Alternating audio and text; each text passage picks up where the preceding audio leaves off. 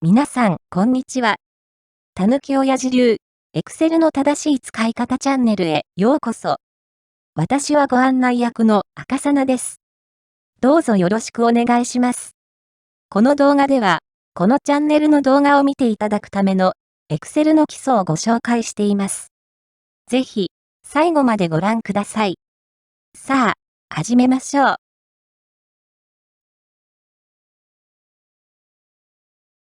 Excel は、半角モードで使う。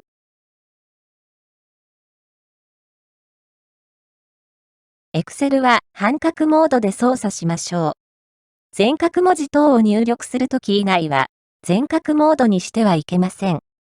なぜなら、Excel はアメリカのソフトだからです。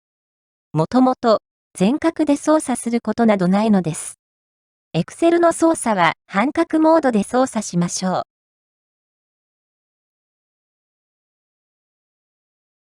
Excel の種類。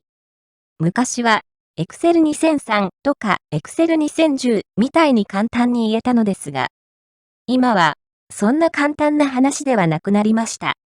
ここでは、企業向けの Windows 版に絞って、Excel の種類についてご紹介しましょう。Excel の種類。まず、Excel には、大きく分けて、デスクトップ版 Excel と、Web 版 Excel が存在します。デスクトップ版 Excel が、Excel のすべての機能が利用できるのに対して、Web 版 Excel は、利用できる機能が限定されています。それでは、次に、順番に、種類と概要をご紹介しましょう。まずは、Excel for Microsoft 365です。これは、Microsoft 365のユーザーが、各自のパソコンにインストールして利用可能な、ディスクトップ版アプリです。Microsoft 365は、サブスクリプション契約なので、この Excel は、定期的に機能がアップグレードされるのが、最大の売りですね。アップグレードの周期に関しては、各企業が決めるのですが、半期エンタープライズチャンネルを採用する企業が多いようです。また、企業によっては、アップグレード内容の確認等を行うため、さらに遅くなる場合があります。そのため、後で説明する Web 版 Excel との間に、新しい関数が利用できるタイミングにズレが発生するので、Web 版 Excel で新しい関数を利用する際には注意が必要です。次に、Excel for the Web です。これは、Microsoft 365契約で利用可能な Web 版 Excel で、Microsoft 365の OneDrive や SharePoint Online などのクラウドストレージに保存された Excel ブックは、規定では、この Web 版 Excel で開かれる設定になっています。マイクロソフトの準備が整い次第、最新のオフィス機能が提供されるので、最新関数などが利用できます。ただし、デスクトップ版の Excel との間に、利用可能になる時期にズレがあるので注意してください。以上の2つが、マイクロソフト365で提供されている Excel の種類ですので、この2つを知っていれば、一般的には問題ありません。ただ、たぬき親父が関係している企業では、あと、2つの Excel が存在しているのです。その、1つ目が、Excel LTSC 2021です。企業向け買取版ボリュームライセンス製品ということで、一般的に言われる企業向けの Excel 2016などの最新版です。こちらの Excel は買取版なので、機能のアップグレードはありませんので、新しい関数が使えるようになることはありません。そうなんです。そこが大問題なのです。企業内で、ここまでの3つの Excel が混在すると、最新の関数を利用できるパソコンと利用できないパソコンが混在することになるのです。それを社員全員が正しく理解して使い分けてくれればいいのですが、そんな会社あるわけないですから困るのです。最後に Excel オンラインですが、これは消えゆく Excel ですので省略します。Excel の基本的な保存単位は、ブックです。ここでは、ブックについて簡単にご紹介しましょう。ブックの種類。最新の Excel の規定の保存形式は、Excel ブック形式です。このブックの拡張子は XLSX で、このブックにはマクロを保存できません。マクロをブックに保存するためには、名前を付けて保存ダイアログで、ファイルの種類から Excel マクロ有効ブックを選択して保存する必要があります。最近の Windows では、規定で拡張子を表示しない設定になっていますから、拡張子が見えないときは、ファイルのアイコンを見てください。マクロが保存できる拡張子 XLSM のブックのアイコンには、エクスクラメーションマークがついています。よく使われているブックの種類には、もう一つの種類があります。それが、拡張子 XLS の Excel 97-2003ブック形式のブックです。アイコンも、現在のブックとは違うアイコンが表示されているので、すぐに確認できると思います。このブック、その名の通り、昔の Excel で使われていたブック形式です。未だに、このブック形式のファイルを使っている方、いませんか？今すぐ、やめることをお勧めします。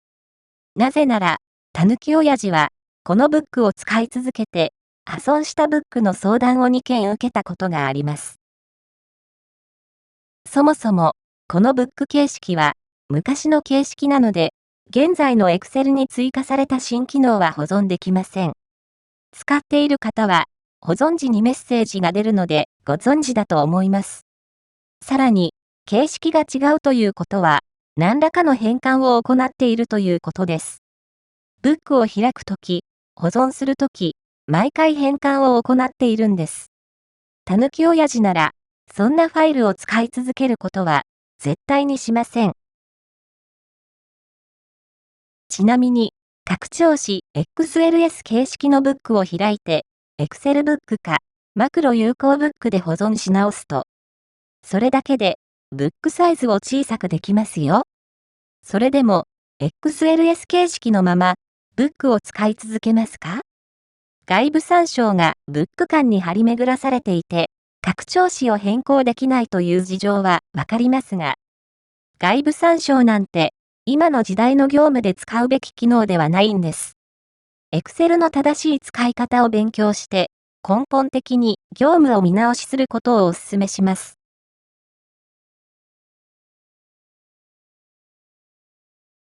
皆さん、Excel で何か新しいことをするときは、必ず新規ブックを使って始めましょうね。なぜなら、既存ブックや既存シートには、皆さんの目には見えない情報が大量に存在するからです。自分が作った既存ブックならまだしも、業務で継続利用しているブックを複製して使い回すなど、たぬき親父には信じられない行為です。まっさらな新規ブックの新規シートを使って、気持ちよく Excel を使いましょう。Excel なので、セルについてもご紹介しましょうね。セルに入力できるもの。セルには大きく分けて、値と数式が入力できます。値の中を分けると、数値、文字、日付と分かれます。数値は、計算できる数字です。横位置が、標準のセルに、数値を入力すると、数値は、右寄せで表示されます。文字は、計算できない文字や数字です。横位置が、標準のセルに文字を入力すると、文字は、左寄せで表示されます。日付は、別動画で詳しくご紹介する予定です。ここでは、Excel は、シリアル値というもので管理された、日付をセルに入力できる。ということだけ覚えておいてください。ちなみに、日付も横位置が、標準のセルに入力すると、日付は右寄せで表示されます。このように入力の種類によって右寄せ、左寄せが決まっているので、インプットのテーブルデータや計算処理の段階で横位置を変更するのはやめた方が良いと思います。もう一つの数式はイコールで始まる文字列です。プラスでも計算式を入力できますが、それは過去の遺産です。Excel の計算式はイコールで入力しましょうね。寄り道。文字も計算できるけど。前のページで文字を計算できない文字や数字とご紹介しました。ごめんなさい。実は文字も四則演算等では計算できる文字があるんです。厄介ですね。B4 セルの金額は実は文字なんです。でも D2 セルの足し算では B4 セルの金額も計算されているでしょ？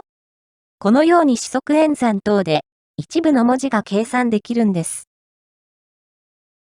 でも皆さんダメですよ。こんな入力したら数字にカンマ表示は必須ですし、単位もあった方がいいんです。ただ、それらを文字として入力してはいけません。B4 セル以外の金額に表示されている円マークやカンマは、Excel の表示形式機能を使って表示しているものです。表示形式については別動画で詳しくご紹介する予定です。数値をセルに文字列として入力すると、セルの左上に緑色のエラーインジケーターが表示されます。小さくてわかりにくいですが、見つけたらセルを選択して、黄色いびっくりマークをクリック、数値に変換するをクリックして、数値に変換してください。数値が文字列として保存されているセルが複数点在している場合には、こんなおまじないで一度に数値に変換できます。点在する範囲全体を選択して、データタブをクリック。区切り位置をクリックして、完了をクリックです。表示形式が文字列に設定されたセルに入力された数値は文字列です。そのセルの表示形式を数値に変更しても、入力されている数値は文字列のままなので、このおまじないで数値に変換する必要があるのです。値の入力の仕方。数値は数字をそのまま入力します。当然、半角モードで入力しましょうね。文字は文字のみや文字と数値が混在する場合は、そのまま入力します。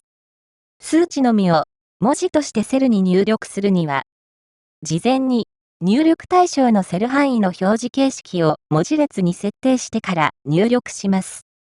シングルクォーテーションを先頭につけて入力することもできますが、これも過去の遺産ですので、お勧めしません。そもそも、数字を文字列扱いで入力すること自体、たぬき親父は疑問です。文字列データなら、先頭にアルファベットを1文字つけるなどすべきと考えます。また、セルに文字列を入力する際には、オルトキーを押しながらエンターキーを押すことで、セル内改行が行えます。行えますが、テーブルのデータ内では、セル内改行は絶対に使わないでくださいね。なぜなら、データに見た目の改行は不要だからです。データとして改行が必要なら、それはテーブルの見出しの作り方に問題があるということです。最後に日付ですが、日付はシリアル値をセルに保存するのですが、シリアル値を計算して入力することなど無理なので、皆さんは2022年5月20日のような日付形式で入力してください。日付形式で入力すれば、Excel が日付と認識して、シリアル値を計算して、セルに入力してくれます。さらには、セルの書式設定を入力した日付形式に合わせて設定してくれるのです。ここで、よく見かける間違った入力をご紹介しましょう。それは、シングルクォーテーション2022年5月20日のように、先頭にシングルクォーテーションをつけて入力することです。先ほど文字のところでお話ししたように、シングルクォーテーションをつけて文字を入力する過去の違反があるのです。つまり、この入力では、日付ではなく、文字として入力されてしまうのです。Excel は、日付は、シリアル値をセルに保存するのです。日付については、別動画で詳しくご紹介する予定です。セルに入力を確定する。セルに、数値や文字など、入力しているものをセルに保存すること。セルに入力を確定する。セルに、数値や文字などを、入力や編集などをしている状態を。Excel では、入力モードや編集モード、参照モードと呼びます。これらの状態からデータをセルに確定、保存するためには、一般的に確定キーを押します。確定キーを押す以外にも、データをセルに確定する方法はあるのですが、それらの方法は、モードに依存するため、別の機会にご紹介するとして、ここでは、モードに依存しない確定キーについてご紹介しましょう。現在の Excel には、確定キーが2つあります。1つ目は、皆さん、おなじみのエンターキーです。2つ目は、タブキーです。この2つのキーは、計算式の入力途中など、一部の例外はありますが、どのモードの時でも、入力をセルに確定します。この2つの確定キーには、実は、大きな違いがあります。それは、入力値をセルに確定した後に、アクティブになるセルの位置が違うのです。その違いについては、次のシートでご紹介しましょう。確定キーとアクティブセルの移動方向。皆さん、先ほど、新規の Excel ブックを用意していると思うので、アクティブシートの B3 セルを選択してください。そして、半角モードになっていることを確認してくださいね。はじめは、一番使われている方法です。アクティブセルに1と入力して、エンターキーを押してください。すると、アクティブセルが下方向に移動して、B4 セルがアクティブになりました。次は、エンターキーとシフトキーを組み合わせる方法です。B3 セルを選択して、2と入力して、シフトキーを押しながら、エンターキーを押してください。すると、今度は、アクティブセルが上方向に移動して、B2 セルがアクティブになりました。このように、シフトキーと組み合わせることで、確定後にセルが移動する方向を反転することができるのです。上下に動いたということは、左右に動くんだろうな、と思いますよね。当然動きます。それでは、もう一度 B3 セルを選択してください。そして、B3 セルに3と入力して、タブキーを押してください。すると、アクティブセルが右方向に移動して、C3 セルがアクティブになりました。ここまで来ると、次は予想がつくと思いますが、一応やってみましょうね。もう一度、B3 セルを選択してください。次に、B3 セルに4と入力して、シフトキーを押しながら、タブキーを押してください。予想通り、アクティブセルが左方向に移動して、A3 セルがアクティブになりました。このように、エンターキー、タブキーとシフトキーの組み合わせにより、セルにデータを確定した後のセルの移動方向を上下、左右に変えることができるわけです。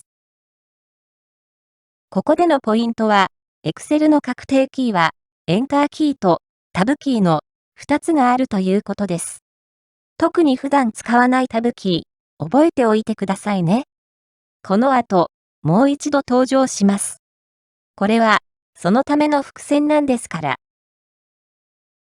さて、皆さん、上下、左右もいいけれど、セルにデータを入力した後に、同じセルの書式を変更したいことってありますよね。そんな時は、確定キーを押してもアクティブセルが移動しなければ、元のセルに戻さなくてよくて、便利じゃないの？と思いませんか？大丈夫です。あります。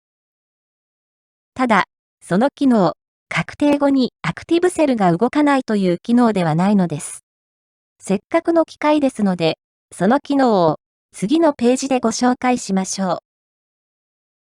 確定後にアクティブセルを移動させない。皆さん、Excel で次の操作をしてみてください。適当に複数セル範囲を選択し、アクティブセルに適当な文字等を入力。もう一度繰り返しますね。適当に複数セル範囲を選択し、アクティブセルに適当な文字等を入力してください。そこで、エンターキーで確定せずに、コントロールキーを押したまま、エンターキーを押して確定してください。エンターキーで確定せずに、コントロールキー足すエンターキーで確定するんです。すると、アクティブセルに入力したものが、選択されているすべてのセルに、一度に確定されたと思います。そして、その時、アクティブセルは移動しないのです。つまり、複数セル範囲でなく、一つのセルでも、コントロールキーを押しながら、エンターキーを押して確定すれば、確定後にアクティブセルは移動しないのです。こんな確定方法もあるということで、覚えておくと便利かもですね。ちなみに、アクティブセルに計算式を入力して、コントロールキー足すエンターキーを押すと、計算式をコピーした時と同じ状態になります。セルの書式が設定されている範囲全体に計算式を入力する際などに便利ですね。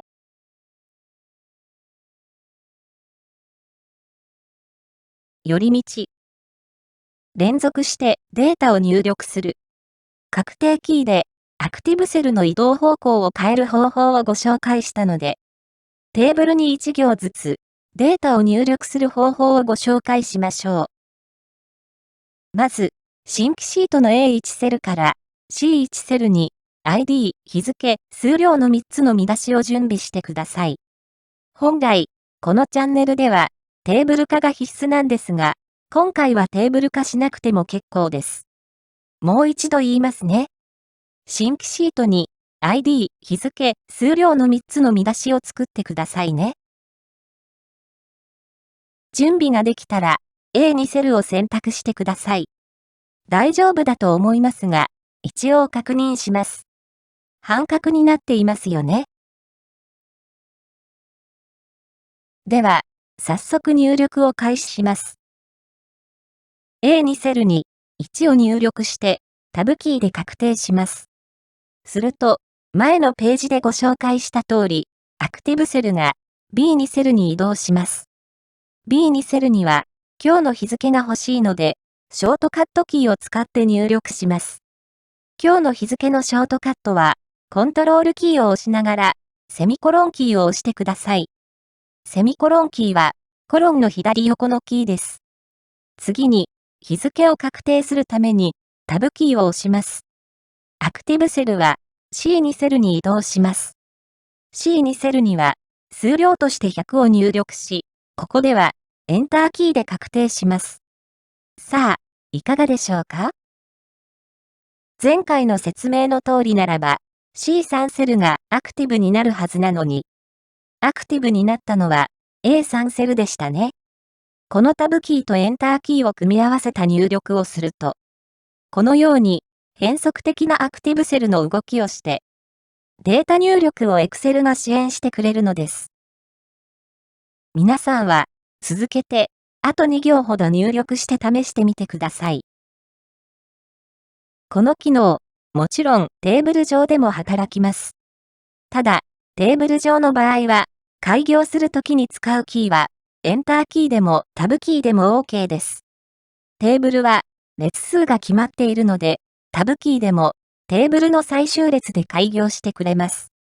便利な機能なので、ぜひデータ入力の際に使ってみてください。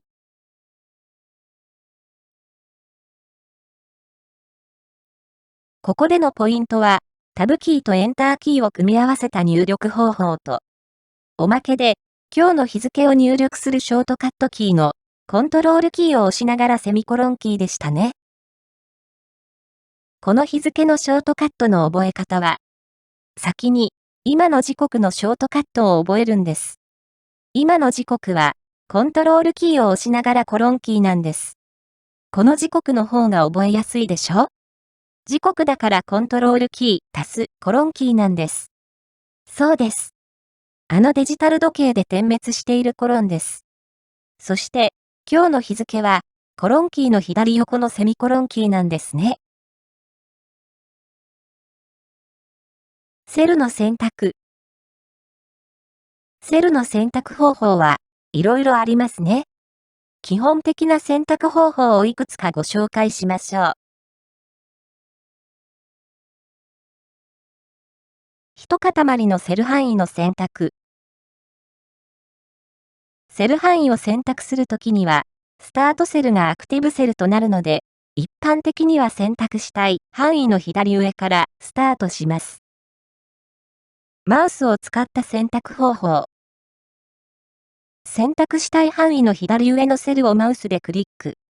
クリックしたまま、選択したい範囲の右下のセルまでドラッグすれば選択できるのですが、広い範囲の場合は、次の方法の方が簡単です。選択したい範囲の左上のセルをマウスでクリックして選択。ここで、一旦、マウスのボタンから手は離します。次に、選択したいセル範囲の右下セルまで画面をスクロールするのですが、ここで、マウスのホイールでスクロールしてもいいのですが、Excel の画面右側にある垂直スクロールバーのスクロールボタンを、マウスで一番下までドラッグしても OK です。なぜなら、スクロールボタンの移動可能範囲は、現在利用しているセル範囲を示しているからです。ちなみに、スクロール可能範囲の幅とスクロールバーの幅の比率は、使用しているシートの範囲と表示しているシートの範囲の比率です。選択したい範囲の右下セルが画面に表示できたら、シフトキーを押しながら、選択したい範囲の右下のセルをマウスでクリック。この方法の方が、広いセル範囲の選択には便利ですが、Excel を正しく使っていれば、キーボードだけで選択する方がさらに便利です。キーボードを使った選択方法。選択したい範囲の左上のセルを選択する。次に、シフトキーを押しながら、右下セルを選択するのですが、ここでの問題は、どうやって右下セルまで移動するかです。対象データが Excel の正しい使い方を意識したデータであれば、エンドモードのショートカットを使って、シフトキーとコントロールキーを押したままで、下向き矢印キー、右向き矢印キーと押すことで範囲選択が可能です。ところで、Excel の正しい使い方を意識したデータとは、どんなデータでしょうか？それは、後ほど紹介します。お楽しみに。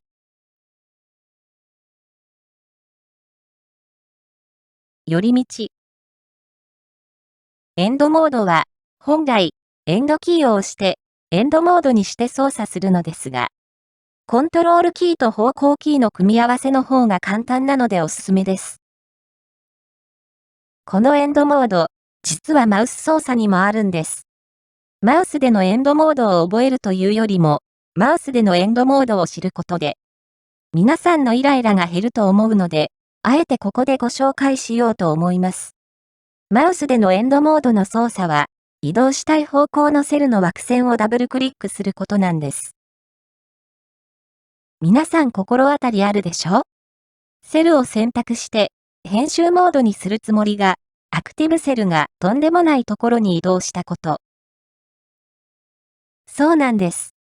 その時、あなたは、セルではなく、セルの枠線をダブルクリックしたのです。これを知っていれば、しっかり、セルの中をダブルクリックするでしょ？知っておいて損はないと思って、ご紹介しておきました。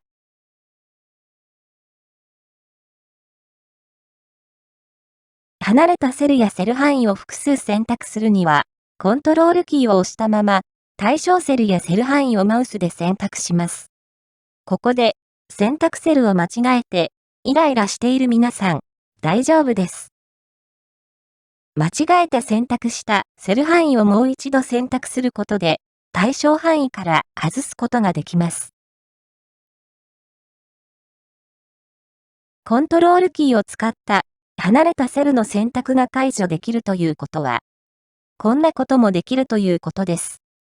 それは、最初に全体範囲を選択して、コントロールキーを押しながら、対象外のセルやセル範囲をクリックして、対象範囲から外すことができるわけです。対象外のセルが少ない場合は、断然、こちらの方が便利ですよね。アクティブセル領域。知らなくても Excel は使えます。でも、知っていれば、Excel の使い方が変わります。そんな、アクティブセル領域についてご紹介しましょう。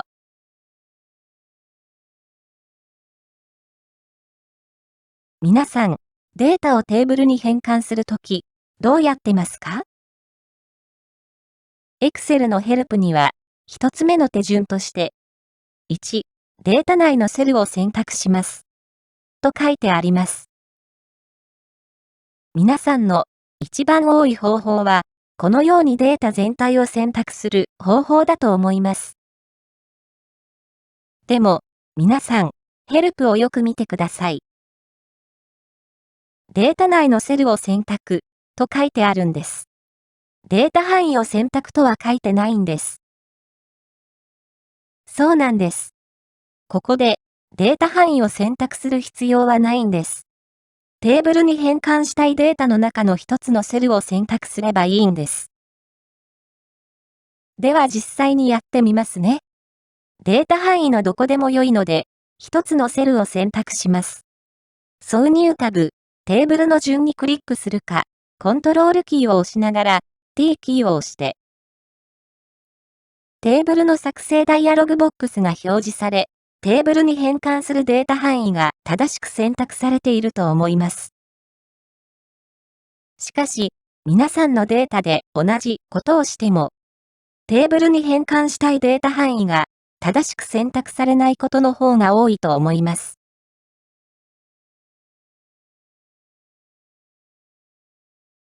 これが皆さんが普段作っているデータです。実際にやってみますね。データ範囲のどこでも良いので、一つのセルを選択します。コントロールキーを押しながら T キーを押します。すると、テーブルに変換したい範囲以外も選択されてしまいました。このようになる原因は、このデータを作った方が、アクティブセル領域を理解していないからです。それでは、次のページでアクティブセル領域についてお伝えしましょう。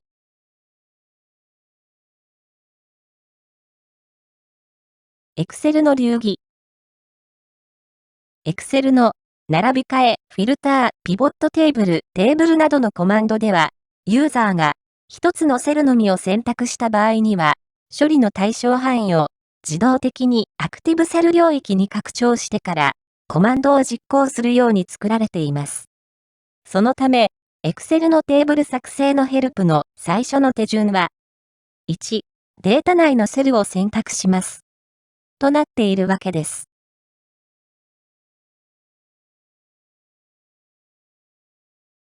アクティブセル領域とは、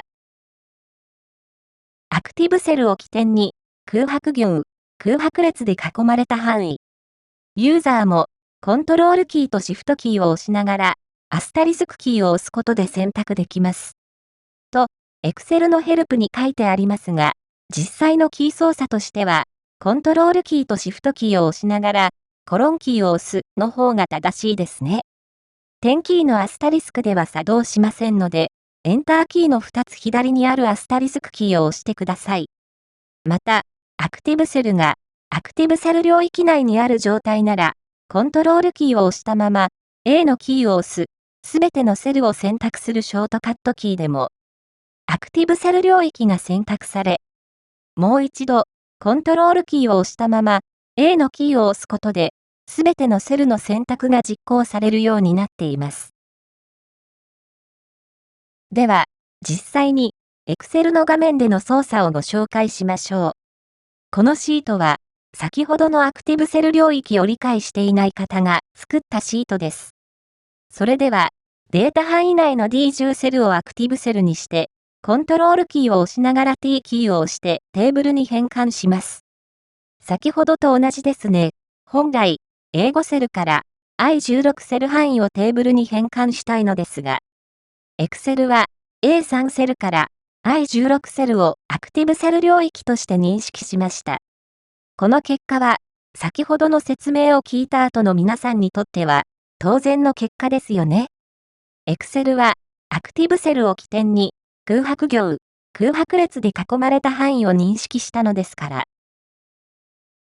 アクティブセルを起点に、空白行、空白列で囲まれた範囲を、もっと簡単にご紹介しましょう。